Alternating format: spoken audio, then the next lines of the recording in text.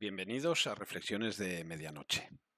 Vale, hoy os vengo a hablar sobre un tema que a mí me fascina y que tiene mucha controversia porque son caminos que a veces se separan, a veces se unen. Uno sí que tiene más peso que el otro, pero no podemos separarlos ni unirlos del todo, ¿no?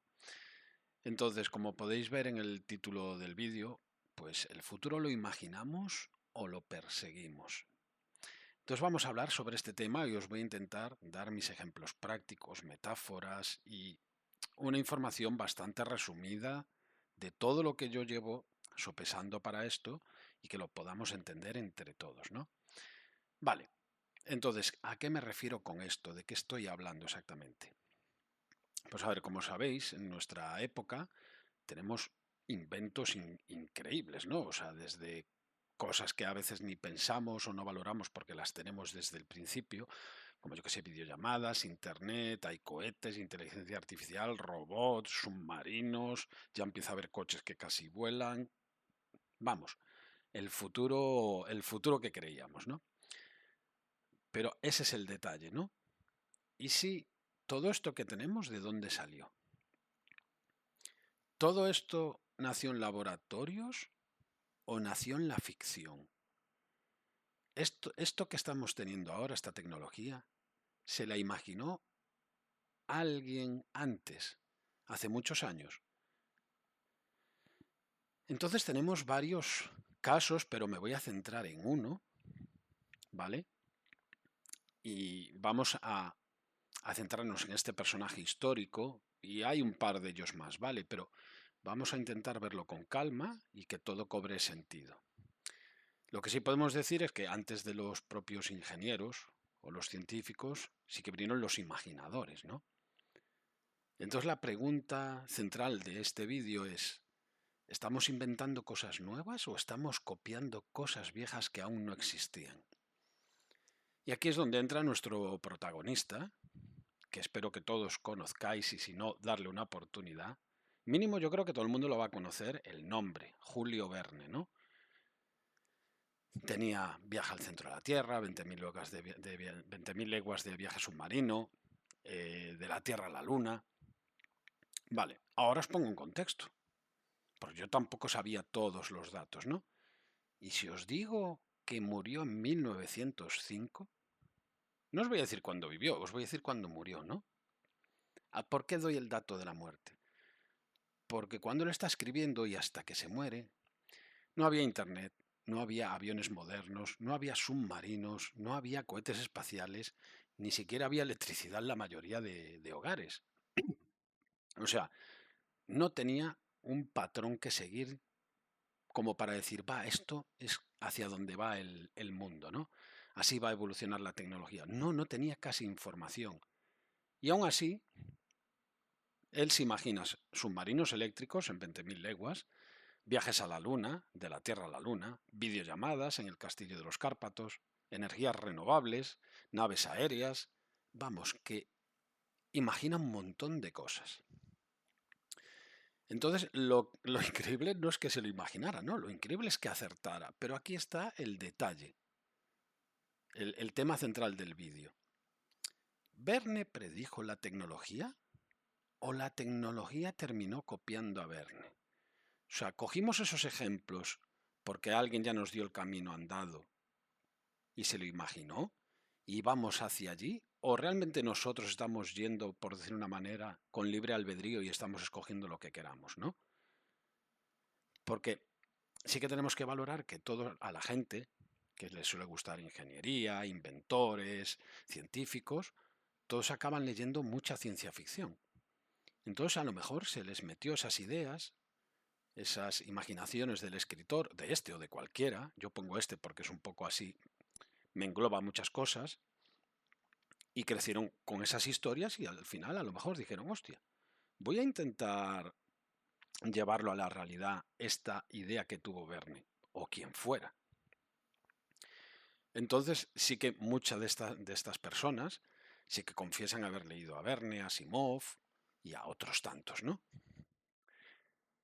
O sea, entonces podemos decir que la ficción no predijo el futuro, pero sí ayudó a construirlo.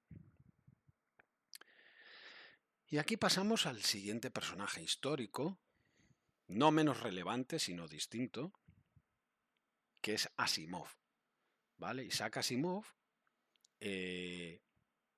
otro escritor sobre la ciencia ficción. ¿Qué pasa? Que ya lo que escribe ya tiene una buena base.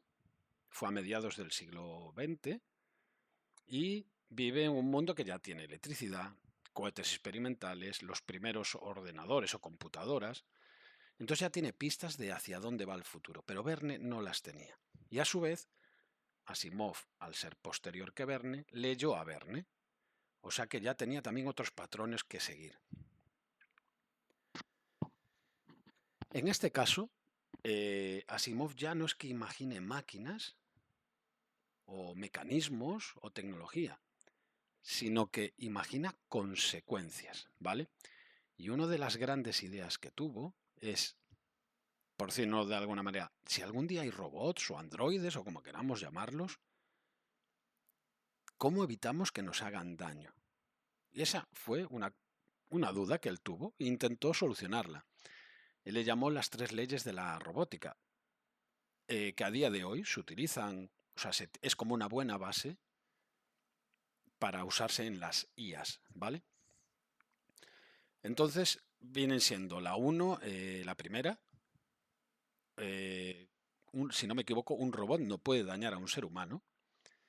2, debe de obedecer órdenes humanas mientras no contradiga el primer punto.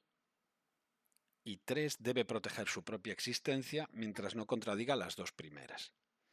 Vale, entonces, sí que hay un poco de, como vacíos legales entre ellas, ¿no? Pero como base está genial, ¿no? Y ya os digo, a día de hoy, mucha gente las utiliza para el diseño de las IAs. Y si no conocéis a Asimov, creo que mínimo os sonará una película que está basada, creo que no es en un libro, es en una novela corta o algo así, si no me equivoco, no me acuerdo ahora el título, que es Yo Robot, de Will Smith. Si no la habéis visto, echadle un vistazo porque es de acción, pero plantea bien el problema, o sea, se ve bien. Entonces, fue utilizada por Hollywood como para sacar el tema de nuevo. Y entonces, ¿podemos decir entonces que la ciencia empieza a inspirarse en la ficción? ¿O la ficción empieza a corregir a la ciencia? Y es otra vez donde se unen, pero no sabemos si del todo. Los programadores actuales de robótica y de IA, ya os repito, que a día de hoy están contemplando que esas leyes son súper útiles o partir de esa base de que tendría que haber unas normas para que no suframos consecuencias, ¿no? Y aquí pasamos al siguiente punto, que es otro punto muy bueno, porque también tenemos un reflejo visual, y sería la imaginación negativa, por decirlo de una manera. Y os digo Terminator, ¿no? Recordaréis la película, las primeras que fueron las mejores. ¿Y qué vimos en Terminator? Pues el desmadre de las máquinas, ¿no? La revolución de las máquinas. ¿Eso ya estaba contemplado? Sí, pero creo que fue la manera de reflejarlo a la sociedad, ¿no? De hacia dónde íbamos y qué es lo que podía pasar. Entonces eso, llegó Terminator y aquí es eso, la ficción no predice un invento, predice un error humano. Robots descontrolados, IAs que se desmadran, sistemas autónomos militares, tecnología que está muy por encima de nosotros, ¿no? Y esto me lleva a la siguiente pregunta. ¿Terminator apareció porque la gente ya temía a la IA?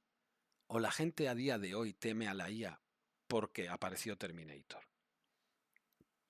Entonces, pues no sabemos. Esto es como lo que se suele decir, ¿qué fue antes el huevo o la gallina? ¿No? Pues no podemos decirlo claramente. Entonces lo interesante es que muchas de las precauciones modernas que nacen de esta película, protocolos de seguridad de IA, límites éticos, estudios sobre alineamiento, legislación preventiva, discursos públicos sobre riesgos de estas, porque es un debate que a día de hoy está se está hablando muchísimo, ¿no? Sobre todo por las sillas, ya no solo por los inventos. Entonces, podemos decir que la ficción no solo creó sueños, sino también creó frenos para que esos sueños no se conviertan en pesadillas. Y vale, llegados a este punto, pues lo dicho, ¿qué fue antes? ¿Lo podéis asegurar alguno? ¿La imaginación o la tecnología? Como dije antes, el huevo o la gallina. Y sí que es cierto que, como bien dije a lo largo de todo el vídeo, no hay una respuesta correcta. Ni tú puedes demostrar una, ni yo puedo demostrar la otra. Pero sí que podemos confirmar algo. La imaginación siempre va un paso por delante y la tecnología siempre va detrás intentando alcanzarla. Y el ejemplo, el que decíamos al principio del vídeo, Julio Verne. Es que estamos hablando de 1905, ¿vale? Y lo que imaginó él se acabó cumpliendo algunas cosas 100 años después. Entonces es demasiado tiempo el que ha transcurrido y menos sin nada donde sacar una idea base. Entonces podemos casi que decir tiene más peso la imaginación que la tecnología. No tienen por qué ir de la mano, pero es lo que os llevo diciendo y sé que me repito mucho, pero es que no podemos ni separarlas ni unirlas del todo, las dos cosas. Se van entrelazando a lo largo de la historia y no podemos decir cuál es cuál. Hay algunos casos más claros que otros, y en este caso concreto de Julio Verne, podemos decir que sí, ahí iba muy por delante la imaginación a la tecnología. Entonces, el futuro está claro, no está escrito, pero tampoco nace de la nada. Pues como por decir una manera, es un diálogo permanente entre lo que soñamos y lo que podemos construir. Y eso es lo bonito, ¿no? Que cada avance humano lleva un poco de nuestros miedos, un poco de nuestras aspiraciones, un poco de la imaginación de alguien que vivió hace pues 100 años, 200.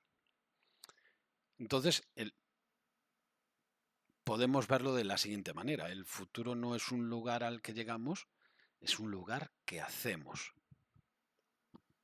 Vale, espero que el vídeo os haya resultado entretenido.